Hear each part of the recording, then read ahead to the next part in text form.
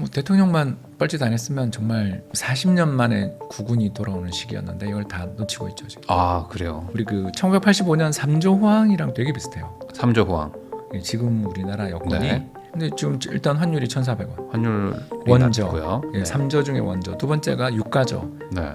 60달러 밑에 있죠. 음. 세 번째 금리죠. 네. 한국은행이 금리 엄청 내리고 있죠. 그러네요.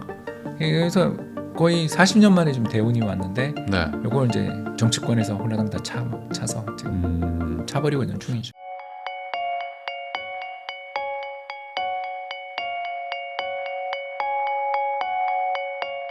홍춘욱 박사님하고 이야기 나누고 있는데요. 그러면 결과적으로 미국의 지금 경제 위기는 좀 자초한 꼴이 됐고, 그렇습니다. 그리고 그거는 어쨌든 트럼프의 성향상 또 금방 또 말을 바꾸고 하기 때문에 어찌 보면 그래도 잘 막았다. 잘 더 커지기 전에 막았다. 그렇지만 또 있을 것 같다. 또 생길 수도 있다. 그러면 이런 상황이라는 것까지 고려하면은 뭐 일각에서 우려하는 뭐 경제 위기, 뭐 미국발 뭐 경제 뭐 붕괴 뭐 이런 시나리오는 너무 과도하다라고 봐는 게 맞겠죠. 네, 뭐 현재는 트럼프가 이렇게 꼬리를 내리지 않았으면 갈 수도 있었어요. 끝까지 가보면. 예, 근데 이제 그렇게는 못 간 거죠. 이 사람도 네. 장사치고 또 주변에 있는 스태프들이 이러면 우리 다 죽어요를 외치며 누가 빌었겠죠. 베센트가 빌었겠죠. 이제 그러면서 좀 꼬리를 내리는 정도인데 이 사람은 성격 자체가 일단 독불 장군이고 네. 무식하면 용감하기 때문에 또 사고를 칠 것이다. 그러나 이번 4월 4일 사고보다는 좀 덜하지 않겠냐. 그 1기 때는 주가에 엄청 민감해가지고 자기가 주식을 많이 끌어올렸다라는 걸 되게 자랑스럽게 얘기했다는 얘기를 제가 들었거든요. 그러면 지금 이렇게 한번 이렇게 뜨거 했잖아요. 그러면 거기 내년에 또 한 번 또 중간 선거도 있고 하면 앞으로는 차라리 그러면 주가 부양 쪽으로 좀 갈 수도 있을까요? 그렇죠. 그렇게 가기를 이제 믿고 지금 주가가 오르는 건데 이제 여기에 두 번째 본능이 있잖아요. 이 사람은 자기가 아버지 메시아 같은 사람이기를 원하는 사람이잖아요. 굉장히 네. 존경받기를 원하고 네. 자기 지지자들에게 관대한 사람이잖아요. 그런데 자기 지지자들은 미국 남부나 그 중서부에 있는 가난뱅이 백인들인데 네. 그 사람들은 주식이 없거든요. 음. 그리고 공약을 기다리고 있다고요. 네. 외국인 추방하고 관세 부과해서 중국 다 쫓아내는 걸 원하는데 그러니까요. 그 갈등이 언제 또 불거질지 모르는 그 두 번째 자아가 또 튀어나오겠죠. 저는 그 안심할 수 없다. 이 사람이 주식만 보고서 가는 사람이면 정말 좋겠는데 네. 차라리 그런 그 죄송합니다만 양아치면 정말 좋겠는데 이게 아니라 이 사람은 자존자대한 성공한 사업가라는 그 성공한 적도 없는 사람이지만 성공한 사업가라는 자존자대한 그 일종의 그 가면을 쓰고 사는 사람이라서 네. 예, 이 사람은 그 두 가지 가면을 번갈아가면서 쓰잖아요. 성공한 쇼 진행자로서 성공한 사업가라는 것과 함께 우리 미국을 구제하기 위한 종교 지도자로서의 이 가면을 번갈아 쓰는데 지금은 일단 미국을 살리기 위한 사업가로서의 가면을 지금은 썼지만 또 언제 그 종교 지도자 같은 그런 어떤 뭐 제가 봤을 때는 거의 그 카리스마 넘치는 그런 유사 종교의 지도자 같은 스타일이잖아요. 근데 뭐 이제 그 박사님 얘기를 들어보면은 이 분이 말하는 그 정책 그 소위 말하는 이제 다시 뭐 미국으로 제조업이 들어오게 한다는 게 현실적으로 어렵지 않습니까? 적어도 이게. 10년 안에는 안 되는데 네. 그럼 그 지지자들의 그 인내심이 고갈되겠죠. 그게 고갈되잖아요. 그럴 때 이제 적을 만들겠죠. 적을 만든다. 예, 뭐 파월이겠죠. 일단 제일 쉬운 거. 네. 파월이 금리 인하를 안 내려서 하면서, 예, 이렇게 지금 됐다. 달러가 약세가 안 돼서 이렇게 됐다라고 하면서 이제 내년에 또 파월 의장이 4월에 물러나시니까 이제 후임자를 네. 엄청 자기 말 잘 듣는 또 이제 야리꾸리한 사람을 갖다 놓겠죠. 그러면은 금리를 막 낮추는 엄청 방향으로 낮추는 가겠죠. 방향으로 가라고 압력을 놓고 또 그럴 가능성이 있는 사람을 뽑겠죠. 예, 그때 이제 내년에 주가를 올리기 위해서 네. 또는 달러를 약세로 만들기 위해서 재정 적자가 나든 말든 인플레가 나든 말든 금리 인하해주는 그런 어떤 이제 퍼핏 같은 이제 거의 그 뭐 인형 같은 그런 인간을 하나 괴뢰라고 하죠. 네. 굉장히 안 좋은 뜻인데 아무튼 그런 사람을 앉히려고 들겠죠. 그렇게 되면은 이제 위기급으로까지도 갈 수도 있다. 갈 수도 있는 거죠. 연준 인사들이 가만히 있겠어요. 쿠데타를 일으킬 텐데 네. 연준 의장이 가지고 있는 게 사실은 권위가 있어서 그렇지 그 사람도 한 표거든요. 네. FMC에서 13명의 투표에서 한 표거든요, 이 사람도. 근데 그동안은 연준 의장의 카리스마에 다들 복종했던 이유가 이 사람이 타당하고 이 사람이 신뢰를 받고 국회에서 인준을 받았기 때문에 동의를 해준 거지. 네. 인준 아무리 받았다 하더라도 이 사람이 영 이상한 정책을 쓴다 그러면 연준 인사들이 가만히 있지 않을 거라는 거죠. 네. 그 리스크가 내년에 되게 있겠죠. 근데 그건 너무 먼 이야기라 일단 오늘은 트럼프는 또 사고를 치려고 들 텐데 올해만 놓고 보면 일단 연초에 하도 사고를 너무 크게 쳐서 네. 사람들이 좀 익숙해져서 좀 쿨타임이 좀 도는 시간까지는 좀 필요하다. 쿨타임 좋아요. 쿨타임이 좀 필요하다. 그러면은 미국발 위기 리스크는 좀 약간 좀 접어두고 약간, 예. 그러면은 지금 당장 문제는 한국인데 한국은 지금 어떤 상황이라고 보십니까? 뭐 대통령만 뻘짓 안 했으면 정말 40년 만에 국군이 돌아오는 시기였는데 이걸 다 놓치고 있죠 지금. 아 그래요. 일단 우리 그 1985년 3조 호황이랑 되게 비슷해요. 3조 호황. 예, 지금 우리나라 여건이 네. 그래요? 지금 진짜 비슷하죠. 이런 얘기하면은 자영업 하시는 분들 무슨 소리야 막 이렇게. 아니 하는 것 같은데. 그때도 내수 경기는 뭐 건설로 간 거고 수출이 잘 됐고 기업들이 이익이 많이 났다는 이야기죠. 네. 근데 지금 일단 환율이 1,400원. 환율이 원저. 낮고요. 예, 네. 3조 중에 원조. 두 번째가 유가죠. 네. 60달러 밑에 있죠. 음. 세 번째 금리죠. 네. 한국은행이 금리 엄청 내리고 있죠. 그러네요. 그래서 거의 40년 만에 지금 대운이 왔는데 네. 이걸 이제 정치권에서 홀라당 다 차서 지금 차버리고 있는 중이죠. 그러면 환율 낮고 물가에 영향 주는 유가도 낮고 그다음에 금리도 내려가면 더 내리겠죠 아마. 그러면은 우리나라가 왜 호황이 오는지 설명을 해주시면 좋을 것 같아요. 일단 뭐 기업들 입장에서 영업이익이 엄청나게 날 수밖에 없죠. 그래서 작년 상장기업 영업이익 250조. 네. 처음 들으셨죠 이런 거. 그래서 상장기업 배당 총액이 50조. 네. 다 역사상 최대입니다. 그러니까 돈을 벌었다는 거네요. 엄청나게 벌었죠. 많이. 왜 주가 부동산이 오르는지 이제 아셨죠? 그러니까 부장님하고 저하고 네. 몇 번 했던 이야기지만 적어도 인서울 부동산 그 중에서도 아파트 오르려면 대기업 직장인이나 전문직이 사야 되거든요. 이 네. 둘밖에 없어요. 아니, 물론 금수저분들은 저가 매수. 근데 그 금수저분들은 대부분 다주택자라서 요새 못 사거든요. 네. 그래서 지금 부동산 시장에서 의미 있는 강력한 매수를 하는 사람은 전문직 아니면 그 대기업 직장인인데 지금 대기업 직장인들 입장에서 올해 인센티브 PI 받을 거 보면 그냥 콧노래가 나거든요. 그냥 현대차, 네. 기아차, 삼성전자, SK 하이닉스 등등등등. 2차 전지 몇몇 회사를 제외하고 우리나라 시가총액 상위 기업들 역사상 최대이익인데 KB은행, 뭐 HD 현대중공업, 그렇죠. 뭐 네. 전부 역사상 최대이익이 나는데 인센은 얼마나 나올까? 어마어마하게 나오겠죠, 그죠? 그 돈 들고 만일 맞벌이다 이러고 네. 특히 뭐 공사 직원이랑 그렇죠. 대기업 뭐. 직장인이다 네. 아니면 한 분은 전문직이다 이래버리면 이 사람들은 이제 지금 올해는 전부 다 기도하고 있는 거죠. 나라 망해라. 사고 싶어서. 금리가 좀 내려가라. 아니 뭐 금리는 무조건 내려갈 텐데 아직은 지금 안 내려가고 있는 중이고요. 그건 좀 이따 이야기하시고. 네. 일단 그만큼 지금 좋은 요건이죠. 그럼 기업들이 왜 이렇게 이익이 많이 나냐? 환율. 일단. 네. 그리고 두 번째가 뭐죠? 58년 개띠 은퇴. 음. 제가 작년에 썼던 책 인구와 투자의 미래에서 이야기했잖아요. 역사상 최대 이익이 날 것 같다고. 네. 인건비가 확실히 개선된다. 엄청나게 줄어요. 그래서 그걸 판감이라고 그러는데 기업들의 매출액 대비해서 인건비 지출이 뭐 역사상 최저 레벨로 좀 다. 한전, 뭐 포스코, 현대차, 기아차, 삼성전자 할 것 없이 전부 역사상 최대 레벨로 판관비가 좀 떨어지고 있는 중. 네. 왜? 생산성은 죄송합니다. 별로 안 높은 58년 그때 형님들이 다 은퇴를 하시면서 나가시니까. 그러니까 얼마나 그분들이 생산성이 없는지를 알 수 있는 거가 대표적인 지표가 뭐냐 하면 은행들이 명퇴할 때 몇 억씩 주잖아요. 네. 그러니까 이 사람한테 몇 억을 줘서 내보내도 이익인 거잖아요. 차라리 그냥 자리를 비워주시는 게 낫다. 그렇죠. 왜냐면 그걸로 전산 투자하는 게 낫다고 보는 거죠. AI 혁명 왔는데 네. 지점도 뭐 1층에 이제 다 없잖아. 그런 식으로 움직이는 세상이 왔는데 그동안 연공 소열로 따박따박 연봉 올라가던 분들을 시장에서 어떻게든 내보낼 수만 있으면 네. 기업은 떼돈을 버는 환경인 거죠. 그러니 뭐 엄청난 이익이 나는 데다가 환율 좋았지. 거기다 금리도 내려가지. 네. 그러니까 뭐 우리나라 내수 경기야 기업들 입장에서 하찮은 포인트에 불과하죠. 하긴 뭐 주력은 다 수출이거나 이런 곳들이 훨씬 더 그래서 많다 80년대 보니. 우리나라 호황이 왔던 이유가 그렇게 수출 잘 될 때 기업들이 고용을 왜냐하면 네. 위에 이렇게 나가고 수출은 잘 되니까 고용을 크게 내리면서 경제 회복을 가져왔는데 우리는 지금 전부 다 기업들이 정치권에서 똥볼 차니까 네. 안 뽑잖아. 네. 영업이익 250조 나고 배당을 50조 주면서 사람은 안 뽑아. 왜? 불안하잖아. 네.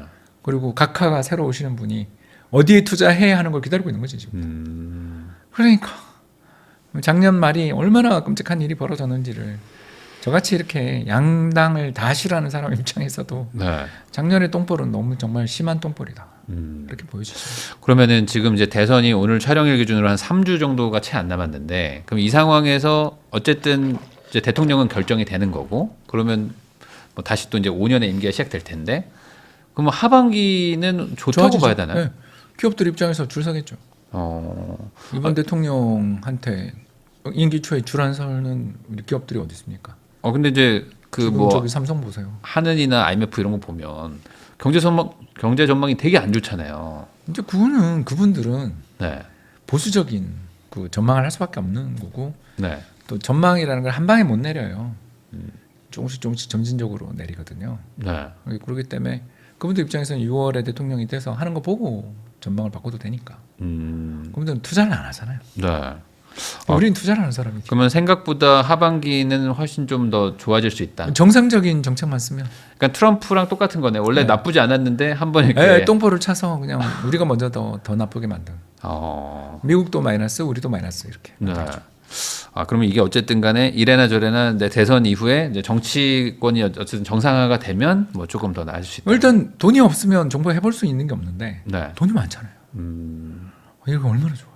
돈이 많다는 게 어떤 의미인가요? 기업들이 돈이 많잖아요. 기업이 많으니까. 그러니까 200조, 250조 정도 영업이익 난 거 중에서 50조 배당 주고 50조는 안 되게 아마 세금 낼 텐데. 그러니까 작년보다 올해 세수 결손이 확 줄거든요.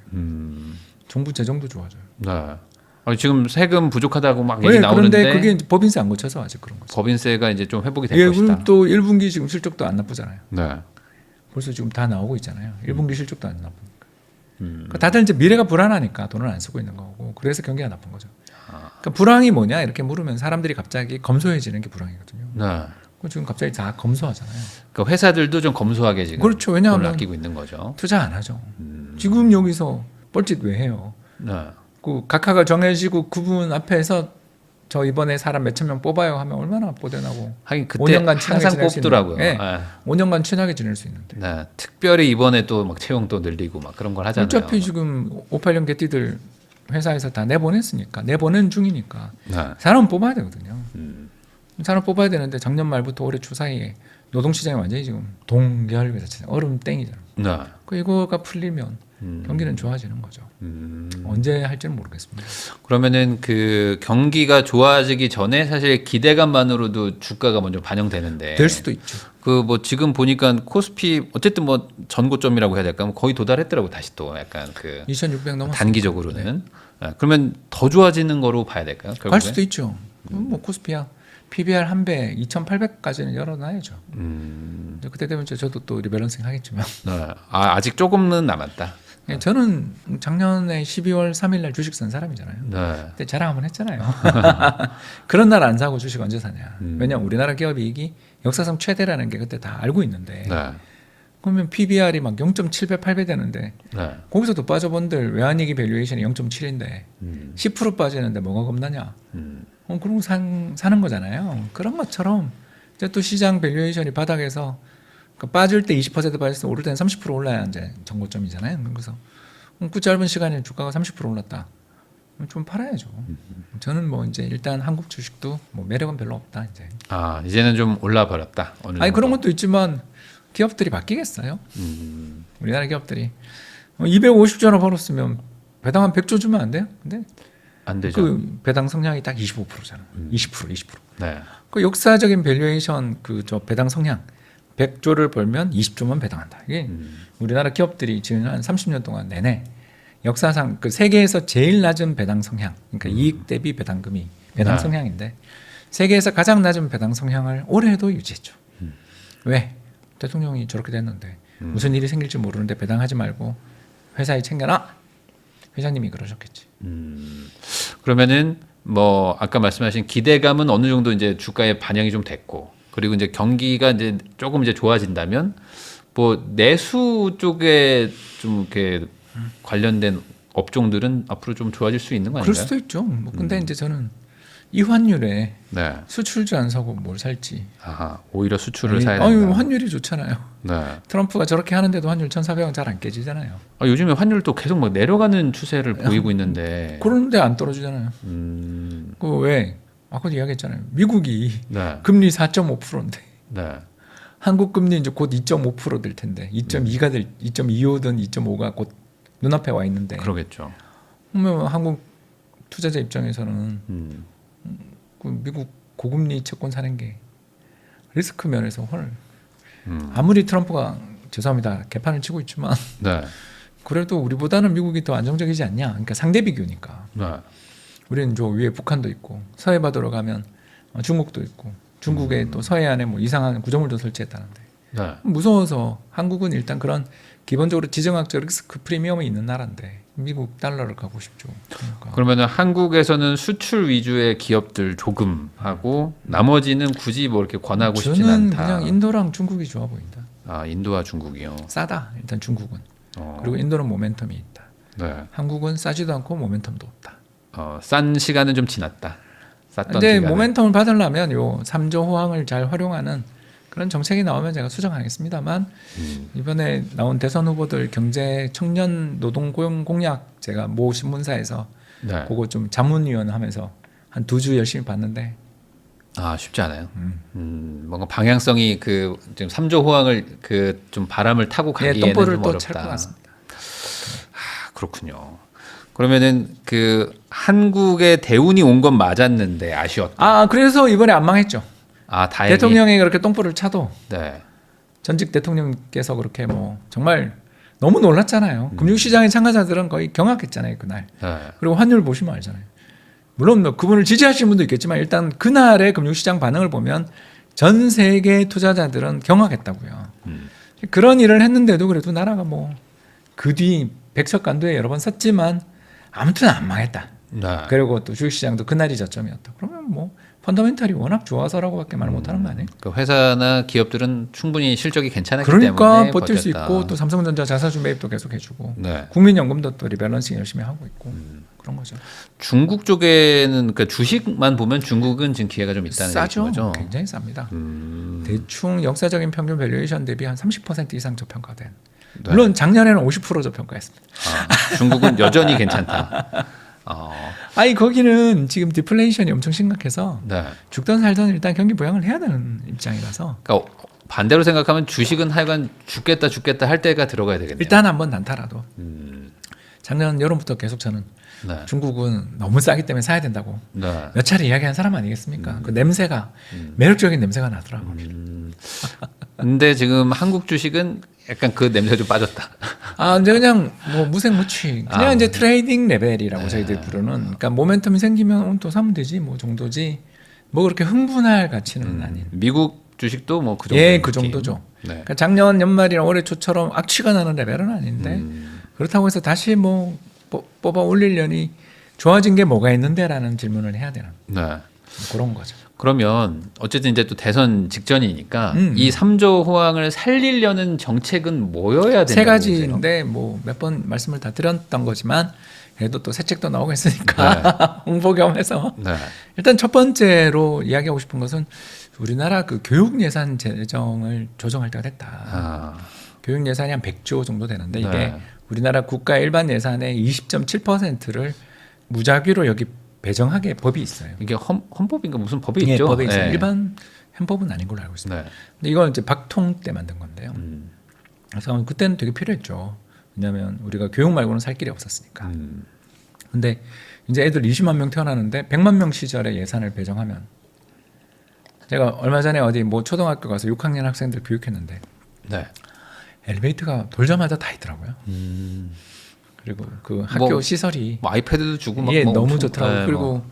그 이렇게 디스플레이되어 있는 화면이 네. 저희 회사 사무실에 있는 저기 텔레비전보다 한 2배는 크더라고요. 네. 이제 그 정도로 우리나라는 돈을 엄청나게 많이들 학생들한테 쓰면서 대략 얼마를 쓰냐면 2천만 원을 쓰고 있어요. 하네요.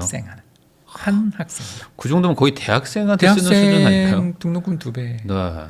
정도를 쓰는데 문제는 지난 몇 년간 계속 사교육비가 계속 늘고 있죠. 네. 예, 실패했다. 인정을 좀 했으면 좋겠다. 그러니까 투자 대비 효율이 안 나오는 곳 중에 에, 대표적인 곳이죠. 예, 그렇다라면 어차피 여기서 계속 이제 1인당 그 투입된 예산은 늘게 돼 있거든요. 네. 그래서 대충 2050년인가 60년 되면 1인당 1억이 된다고 나오더라고요. 아이들이 점점 없어지니까. 애 없어지니까. 왜냐하면 지금 이제 뭐 30만, 40만 태어난 애들이 이제 초등학교 들어왔는데 이제 곧 20만이 들어오니까. 네. 이제 그렇다면 여기 예산을 좀 빼자. 빼서 한 20조 빼자. 빼도 네. 아무 상관없거든요. 왜냐하면 인구가 계속 주니까.